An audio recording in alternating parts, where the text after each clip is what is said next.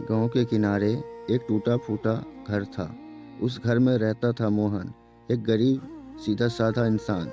ना ज़्यादा पढ़ा लिखा, ना कोई बड़ा सहारा, बस एक बूढ़ी माँ और एक छोटा सा सपना, शायद कभी भगवान उसकी पुकार सुन ले।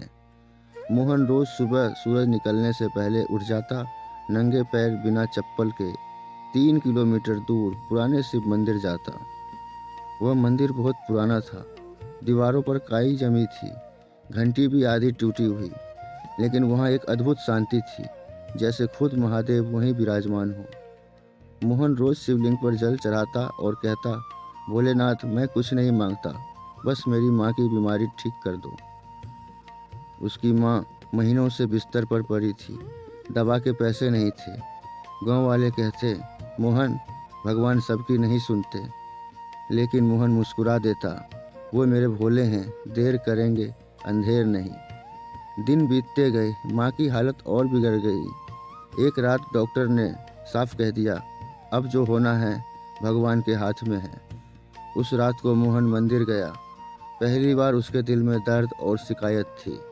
वह शिवलिंग के सामने बैठा और रो पड़ा, भोलेनाथ, अगर मेरी माँ को कुछ हो गया तो मैं जी नहीं पाऊँगा। मैंने कभी आपसे कुछ नहीं मांगा, आज पहली बार मांग रहा हूँ। उसकी आवाज़ काँप रही थी, आंसू शिवलिंग पर गिर रहे थे। अचानक तेज हवा चली, मंदिर की घंटी अपने आप बजने लगी। मोहन घबरा गया। दीपक की लो तेज हो गई और उसे लगा जैसे कोई उसके पीछे खड़ा हो, लेकिन पीछे कोई नहीं था।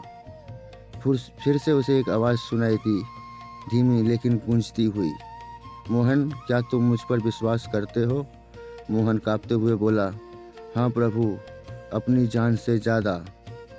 आवाज़ फिर आई, तो क्यों रो रहे हो? मोहन ने आंसू पोंछे, क्योंकि मैं कमज़ोर हूँ प्रभु। अगले ही पल मंदिर में तेज प्रकाश फैल गया। मोहन की आंखें बंद हो गई। जब उसने आंखें खोली तो सब सामान्य था। वो सोचने लगा, शायद मेरा भ्रम था। वह घर लौटा, दिल में थोड़ी शांति थी। घर पहुंचते ही उसने देखा, माँ बिस्तर पर बैठी है। मोहन के हाथ से लोटा गिर गया। माँ, आप उठ कैसे गई? माँ बोली, अभी अभी एक जटाधारी साधु आए थे।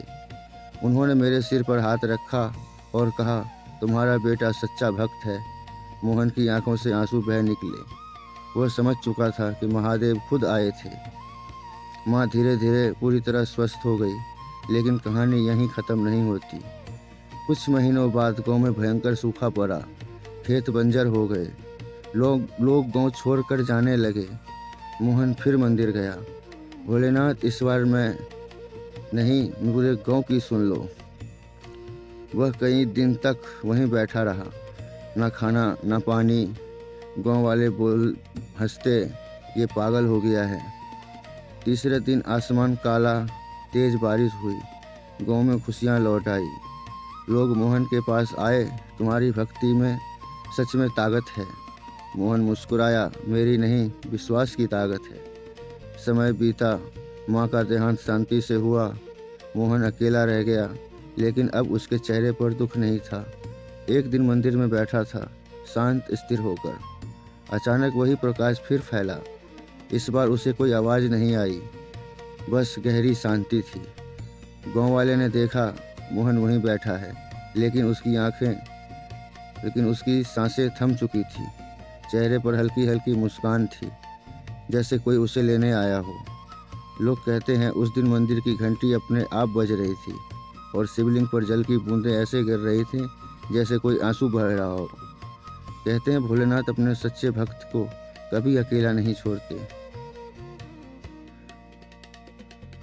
जब इंसान पूरी तरह टूट जाता है, तभी भगवान उसे पकड़ लेते हैं।